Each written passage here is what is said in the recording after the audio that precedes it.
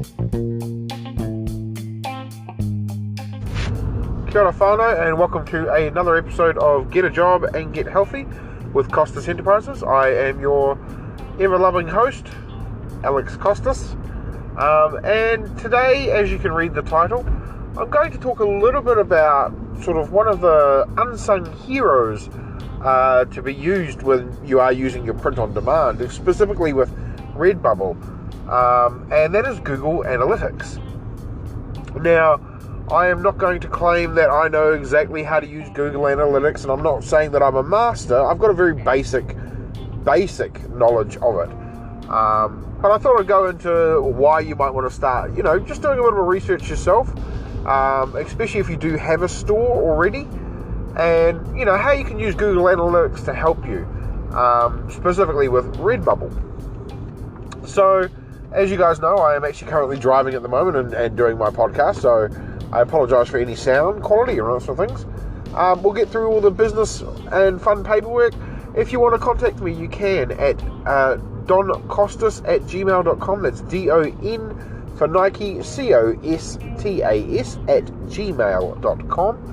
You can also find me on Twitter, Instagram at the Kiwi Dong, and that's DON again. Also on my LinkedIn, Alexander George Nicholas Costas, on my Facebook and all that sort of fun stuff. So you're more than welcome to contact me that way. Right, now that the pleasantries are out there, let's talk about why Google Analytics is so important for Redbubble.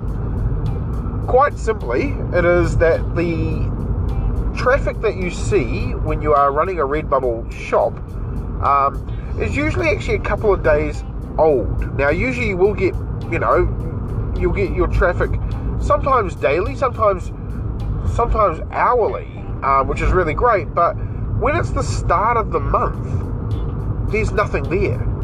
Now, really, really crazy, because you'd think it would be actually available there in real time, but it doesn't really work that well. So I was watching a whole lot of Redbubble YouTubes and all that sort of fun stuff, and one of the guys was talking about integrating it with Google Analytics.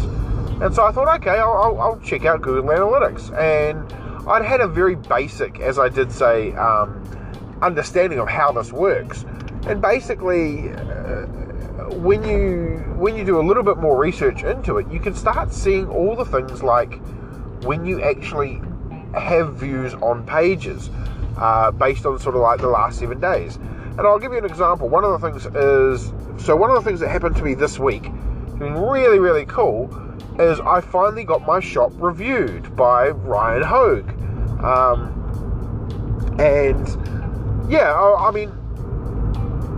I was really, really happy with his overall response of my shop.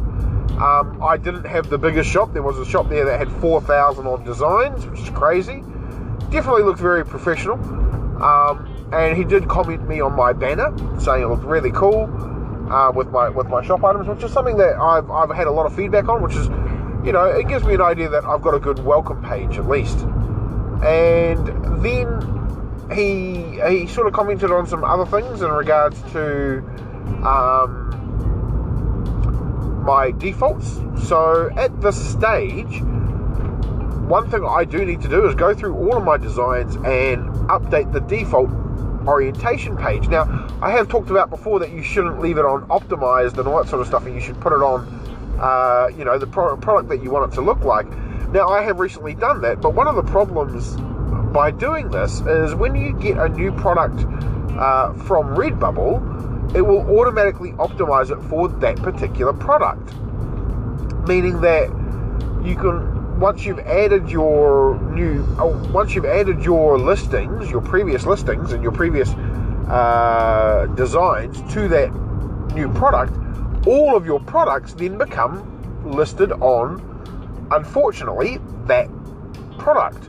Now, he did say that, you're targeting the new hat niche. It's quite cool. That was never my intention.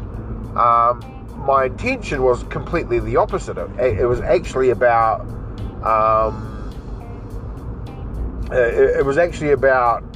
adding the product on, and then I was intending to go in and change all of my settings, make them look on the ones, and then put hats on some of them and so forth, and t-shirts. Now, unfortunately, all of my things defaulted to pretty much hats, so it's not what I wanted. It was less than ideal, but it was sort of, at least I got good feedback about it regardless. And if you are new to print on demand, then you may want to look at starting to get into one of these sort of new products and building your shop from there, especially if you don't have a lot of designs, and they would potentially look good on hats, or I believe the new one that they've got is desk mats and mouse pads, for example. So yeah, it was really cool. And then while I was doing that, I went back onto my Redbubble, and this is why I'm talking about Google Analytics today, is to see if anybody had actually clicked and seen my actual shop, whether or not people had done a search on the YouTube video and then gone to me. I thought, I'll have a look and see what I've got. And unfortunately, there was nothing there. And I was like, well, I know someone's been on my profile the last 24 hours, but for the month of October, nothing ended up showing up until about the 3rd of October, which is a bit disheartening, because you'd think that Redbubble would put all their stuffs on daily, like it works with Teespring, for example. Spring, should I say, you're able to see pretty much on the same day exactly how many people have tried to access your site, what sites to go on, and all that sort of fun stuff. So it was very, very cool, and not seeing that through Redbubble is a really, really deterrent. So it got me thinking about, how can I help you guys? Like, if you are on Redbubble and you do want to sort of get an idea of, how are people actually viewing your site when it's not being updated as quickly as it should, is to basically integrate your Redbubble shop with Google Analytics. Now, it does not take very long, and basically you set up a Google Analytics website, you attach your you'll get given sort of like a Facebook type pixel, which is something that you can integrate into Google Analytics, and then you use that to basically link into your Redbubble store. Now, there is a lot of ways to do this. I would strongly suggest going onto YouTube and searching how to set up a Google Analytics and adding your Redbubble. There are quite a few pages out there, so don't be afraid. There's definitely ways to do it. If I can do it, you can do it. And I learned through Redbubble as well. Once I did that, I set it up. I started to see where people are finding my, what designs are they looking at, and it started to make me realize that I need to start making more designs under these particular niches. So Google Analytics is really, really helpful for that exact thing. Like, if you're sort of, that you've got a lot of people going and you don't know what they're clicking on, what they're looking at, there are a couple of ways within Redbubble to do it, but it's not exactly the most easiest thing for you to be able to see. You've got to do a couple of clicks and that sort of stuff, whereas if you integrate your Redbubble site to your Google Analytics, then you can quite clearly see what are people looking at. Are they looking at stickers? Are they looking at t-shirts? How are they finding the page? Are they going to your main page first, or are they just finding the product first? Who are your audience? Where are they from? Are they using a desktop? Are they using a mobile? Are they using a tablet? All of this sort of information can be in there.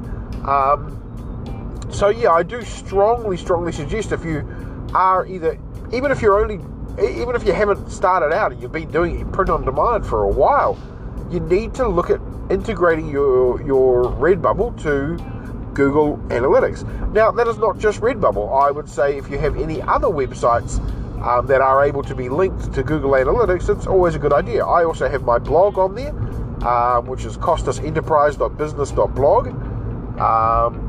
and I can see how many people join it, where they find me from. Now, granted, my website is a WordPress site, so I actually get all that information pretty quickly, and also get ideas of exactly where they come from anyway on that. But the Google Analytics for the WordPress site is more about, if you post something, how quickly do you see, how many people are reading it at that time. So I don't technically use it so much for WordPress because I actually am quite happy with WordPress's own stats. Like, I'm not big enough blogger to be looking at minute movements of how many people are hitting the site at the same time, how many people are always reading it. I don't have to worry about that. Whereas I do want to know per half hour, are people reading it? Are they looking at it? And WordPress sort of does provide that to you.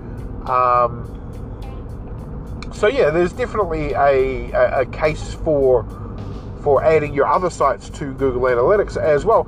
And if you do have your own printable site, it is a must. It is a must. If you have your own printable or Wix site or any of those types of sites, you should, in the first instance, always link up a Google Analytics. And the reason for that is just for the simple reason that you need to know what people are looking at. How are they finding you? Are they doing it, if you're doing something like a Facebook campaign or Facebook ads campaign, then, that sort of thing should be the first thing you do. You create your site, then you create your Google Analytics site. And that will help you in the long run, creating more content or more designs that are going to generate, more sales, which is the whole point of all of this stuff.